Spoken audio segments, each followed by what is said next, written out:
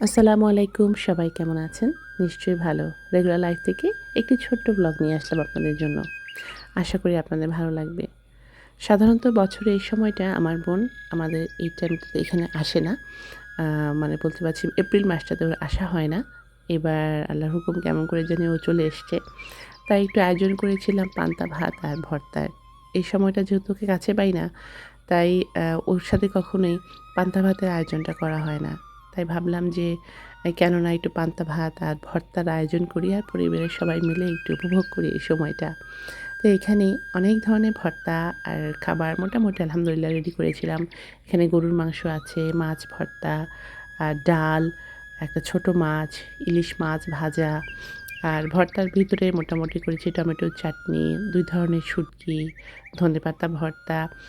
মোটামুটি যতটুকু পেরেছি আরকি চেষ্টা করেছি যেন একটু সুন্দর করে টেবুলটা সাজানো যায়।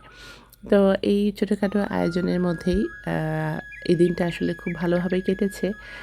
আশা করিনি আসলে সুন্দরভাবে কমপ্লিট করতে পারবো। আর ভাতের মধ্যে আমি কিন্তু ৩ ধরনের ভাত এখানে রেখেছি। একটা যেটা পান্তা ভাত সেটা তো ছিলই। আর একটা মোটা চালের ভাত, আরেকটা চিকন চালের ভাত।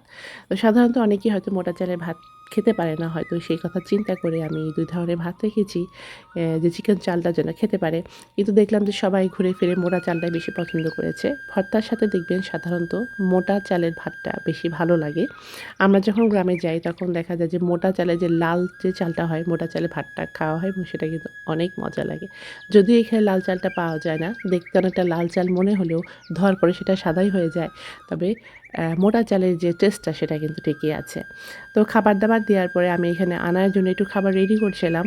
আর দেখলেন তো কিচেনে আমার একদম যাচ্ছে তাই অবস্থা। কারণ মোটামুটি আজকের আয়োজনটা একটু তাড়াহুড়োই করা হয়েছে হুট করেই। তো যার কারণে আমি সবকিছু গুছিয়ে উঠতে পারিনি। তারপর আলহামদুলিল্লাহ খাবার-দাবার ব্যাপারটা একদম মোটামুটি কমপ্লিট করেছি। আর এখানে আমি কিচেনটা একটু গুছাবো। একদমই এলোমেলো হয়ে আছে। আর খাওয়ার পরে আমি একটু ডেজার্টের ব্যবস্থা রেখেছিলাম, একটু পায়েস ছিল। তো এখন সবকিছু রেডি করে আমার খাওয়ার পালা। এখানে সব ধরনের ভর্তা একটু, একটু করে নিয়ে আমি মাছের মাথাটা নিয়ে নিলাম। আর এখানে আমি বসবো এখন।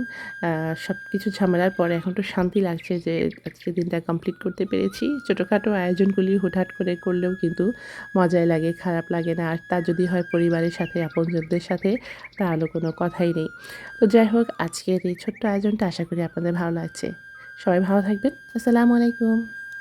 Please like, share, and subscribe our channel. Thank you.